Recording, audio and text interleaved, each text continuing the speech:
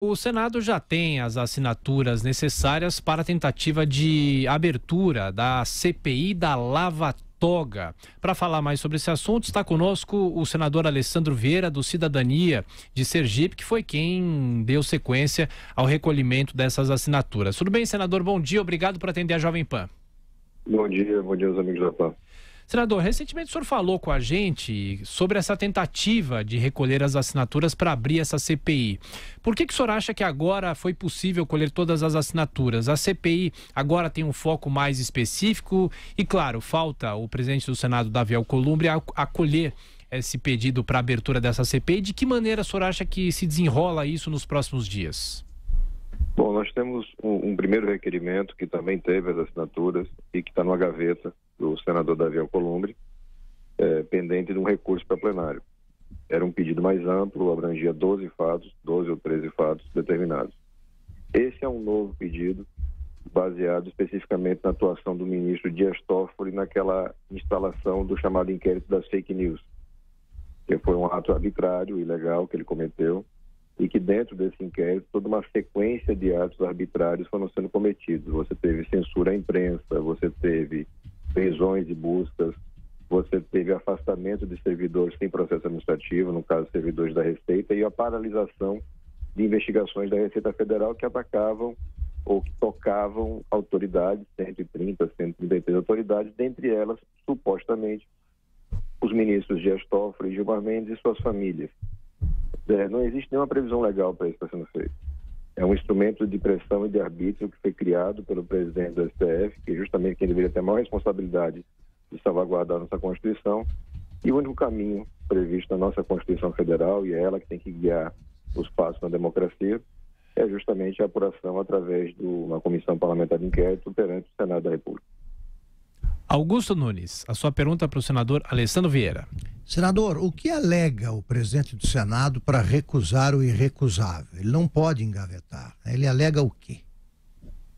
Na verdade, Augusto, ele não alega. Simplesmente você tem uma omissão. Vários senadores têm feito a cobrança pública, e isso vem aumentando ao longo do tempo, e a resposta sempre é de que será apreciado no momento oportuno. O próprio Supremo Tribunal Federal já resolveu esse problema. Já tem dezenas de casos de CPIs em cortes municipais e estaduais, onde o Supremo já determinou a instalação, porque é um direito da minoria, é uma demanda da sociedade para que determinados fatos que o sistema não quer apurar possam ser apurados devidamente. E esse é exatamente o que nós temos agora. Então, aquele primeiro requerimento já é, inclusive, objeto de um mandado de segurança impetrado pelo senador Jorge Cajuru, para tirar da gaveta o primeiro requerimento de CPI. Esse segundo, a gente espera que não seja necessário esse tipo de movimento. A gente espera que o presidente Davi Alcolumbre assuma a sua responsabilidade. Ele é um senador da República, presidente do Congresso Nacional, tem a obrigação de executar aquilo que a Constituição determina. Ele não tem direito de fazer o que dá na cabeça dele ou de determinadas autoridades. Ele tem que cumprir aquilo que a lei determina. Senador, bom dia, que é o Bruno Garchag.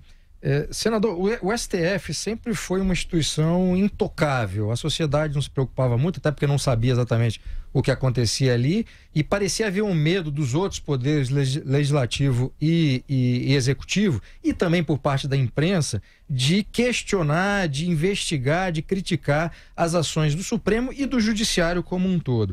A minha pergunta é, e aí, por outro lado, as CPIs que tiveram um papel importante num passado recente na história, em determinados momentos aquilo virou mais um circo do que propriamente uma comissão para investigar.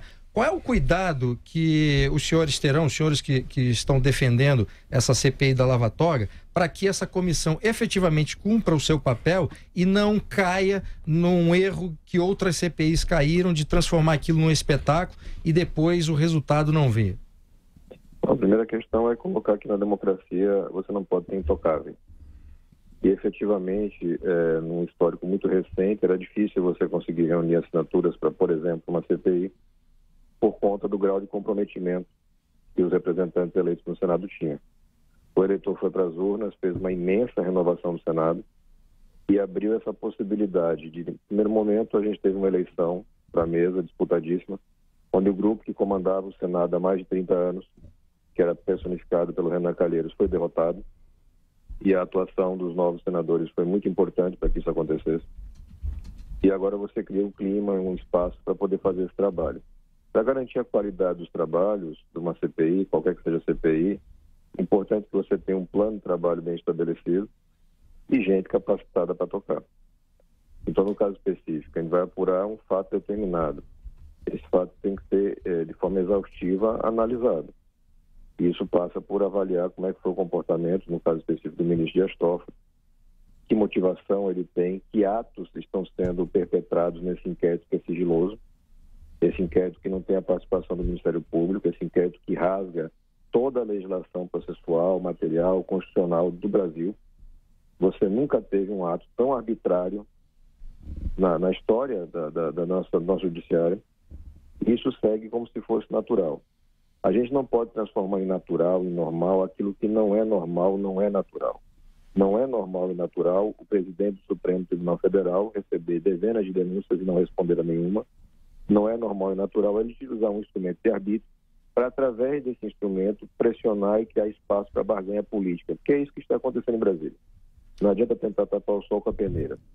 Foi criado um clima, uma condição para um grande acordo político onde se tenta sepultar as investigações de combate à corrupção e garantir que aqueles que as urnas afastaram, que o povo não aguenta mais, possam retornar ao poder da forma mais tranquila. E a gente está aqui para fazer aquilo que é a nossa missão como senador. Uma das coisas que o Senado tem como obrigação, e a Constituição diz isso, é fiscalizar e garantir que o Poder Judiciário, na sua Suprema Corte, trabalhe corretamente. Senador, eu fico feliz com a constatação de que há quase 30 senadores dispostos a discutir o que faz o Supremo.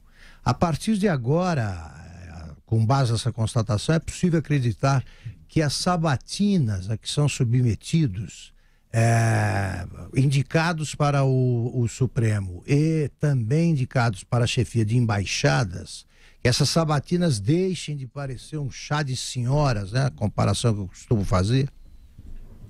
Sim, é uma expectativa concreta, porque cada vez mais a gente tem cada um e o povo ciente das responsabilidades. Então, essa questão específica do Supremo, existe muita gente honesta que tem medo de uma CPI, que tem medo do impeachment porque não gosta do atual presidente e tem medo de uma indicação que ele fará. Ele vai fazer, de qualquer forma, 2 indicações ao longo do seu mandato. E essas indicações serão submetidas justamente ao crivo do Senado.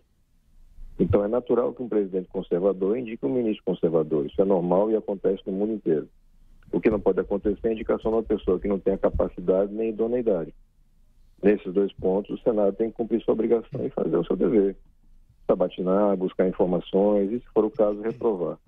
É um processo de amadurecimento da democracia. Não é simples. O Brasil tem uma democracia jovem, com vários riscos, um sistema político que foi sequestrado pela corrupção. Isso é um fato. As provas se materializam nas malas do Gedel, que é o exemplo mais alegórico daquilo que a gente vive hoje. E esse sistema continua vivo. Esse sistema continua tentando se perpetuar. E a atuação da sociedade mobilizada e de seus representantes no Congresso é essencial para a gente virar essa chave. Ou vamos viver eternamente no Brasil das elites que corrompem e são corrompidas numa sequência eterna. Senador Alessandro Vieira, do Cidadania de Sergipe, mais uma vez, muito obrigado por atender a Jovem Pan. Bom fim de semana para o senhor, até a próxima. Eu que agradeço, um abraço a todos.